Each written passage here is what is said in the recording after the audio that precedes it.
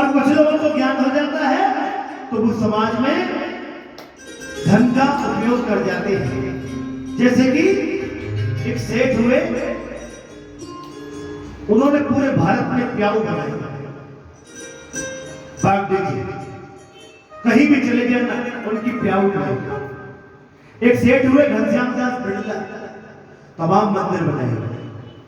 तो जो धन का उपयोग करना जानता है ना, वो माधव को जान जाता है। और नहीं महाराज, दिल्ली में कई समाचार ऐसे आए कि किसी के घर में पता पड़ी कोई है ही नहीं, और कहते ना रुदाली भी नहीं। आपके राजस्थान में एक प्रथा है रुदाली की, कोई बताएगा रुदाली क्या होती है? आपके राजस्थान में एक प्रथा है, कोई किसी के यहाँ जब कर्णांत हो जाता है ना तो रोने वाले किराए पर ले जाते।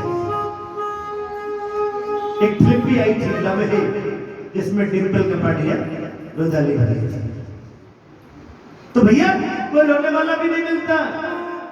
और फिर सरकार आती है, बोले भैया सबकी जांच करो, कितने फार्म है, कितने विश्वविद्यालय, कितने बड़े फैक्ट्री है, कोई हाल ही नहीं। फिर आ जाते हैं इनकम टैक्स वाले, तो भैया ऐसे धन का लाभ क्या? अरे अपने सामने कुछ कर जाओ। तो इस तरह की बातें मैं बताई कि भैया जो माधव का दास बन गया तो माया उसकी दासी बन जाती है, और हम क्या करते हैं, लक्ष्मीपति बनने लगे। इस प्रकार की बातें जब बताई, आप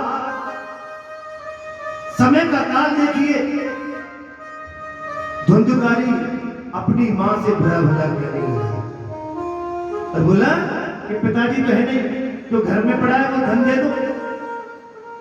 गाली गलौज करने लगा।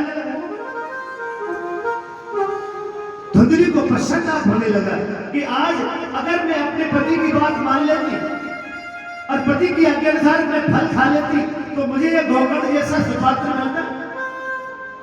मैं अपनी बहन और अपनी मित्र के कहने में आकर अपना जीवन नरक बना लिया, और धुंधली गिलानी में खो गई।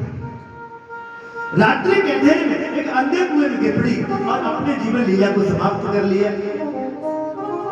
उधर जब गौकर्ण ने देखा पिताजी चले गए, माता जी भी चली गई, अब मेरा क्या काम।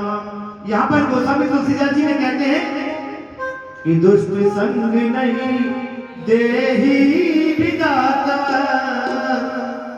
जाते भलो नरक को बासा। कहते हैं भैया दुख मिल जाए जीवन में, चाहे कितनी परेशानी आ जाए, कितना भी जीवन में संघर्ष करना पड़े, पर दुष्टों का संग न करना। एक घर में 4 भाई होते और मां किस किस को समझे। एक कुमारगी हो जाता है, 3 सदमार्गी हो जाते हैं, तो तीनों का जीवन भी नरक हो जाता है।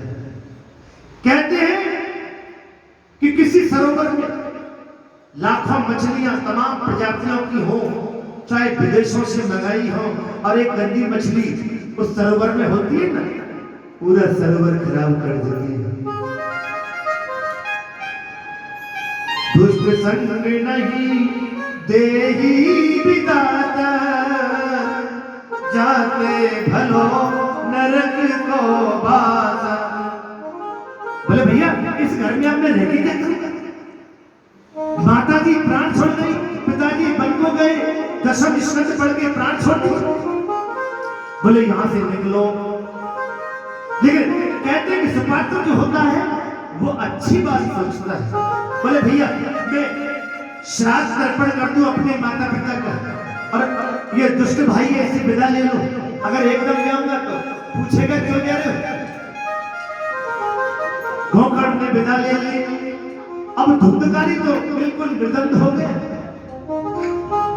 बोले घर का कोई मैं ही रखवाला हूं। दूसरे दिन 5 गणकाओं को ले आया। एक नहीं, 2 नहीं, 3 नहीं, 4 नहीं, 5 गणका, और गणकाओं को लेकर के घर में विसंगतियां करने लगे। अब जहां गणिका आएंगी वहां कोई धर्म की बात थोड़ी होगी। अगम्य स्त्री का वास, शास्त्र कहते हैं कि अगम्य का अगर संगत भी खराब होता है। इधर धन माया लेकर के प्रतिदिन सोना चांदी हीरे जवाहरात धुंधुकारी लाने लगा है, क्योंकि गणिकाओं की तो मांग बढ़ने लगी। बोले हमको यहां रखना है तो हमारे लिए माल खरीदने लगा। अब धुंधुकारी चोरी करने लगा है, ढाका डालने लगा है।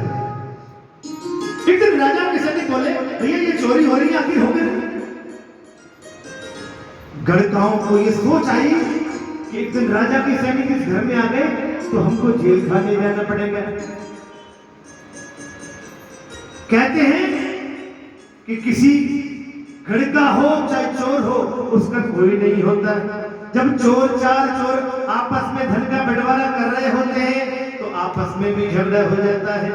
आप समाचार पत्रों में देखते होंगे धन की चोरी, बैंक की डकैती करी, 4 चोरों ने बंटवारा किया।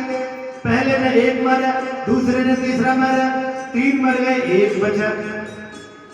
तुम्हारा चोर का और लड़काओं का कोई नहीं। बोले भैया एक काम करो सहेलियों, यहां से धन को बांट लो, चलो।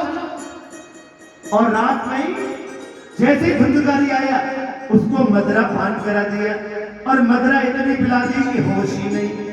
और मदरा पिलाते ही खाट के खूंटे से रस्सी बांध दी और दम घोट करके वो अपने पिता को याद करने लगा, शोर मचाने लगा, गणिका घबराने लगी। एक गणिका ने चूल्हे में जलते अंगारे को लिया और जलता हुआ अंगारा मुंह में ठूस दिया। और जब मुंह में जलता अंगारा डाला प्राण पखेरु उड़ गए। यहां पर सुखदेव बोले राजा परीक्षित, जितना पाप जो करता है उसको सजा भी उतनी भयंकर होती है। हमारे वेद व्यास जी ने गरुड़ पुराण लिखा है। अगर कोई ध्यान से मन से कोई गरुड़ पुराण पढ़ लेना तो महाराज आधा सा ठहर जाएगा। अगर किसी ने गरुड़ पुराण अच्छी तरह से पढ़ लिया तो सोच में पड़ जाएगा कि हर कुकर्म की सजा उस यमलोक में क्या है। एक दक्षिण में फिल्म बनाई, किसी ने देखी हो? आजकल तमाम टीवी चैनलों पर दक्षिण की फिल्म डेब्यू होने के आगे हिंदी में आती है, और इतनी अच्छी फिल्में आती है कि हिंदी फिल्मों की अगर कोई दक्षिण फिल्मों को देख लेगा तो हिंदी फिल्में देखना भूल जाएगा। और आजकल तो चैनलों पर दक्षिण फिल्में आ रही हैं। एक फिल्म आई अपरिचित, वो दुष्टों को, पापियों को सजा देने जाता है रात में, और जो जैसा करता है उसको ऐसी सजा देता है, खोलते कुएं में डाल देता है, तेल में डुबा देता है। ये गरुड़ पुराण की बात है। और जब धुंधुकारी को मौत मिली तो भयंकर मिली। धुंधुकारी अकाल मृत्यु की आत्मा भटकने लगी। उधर गोकर्ण आए, श्राद्ध तर्पण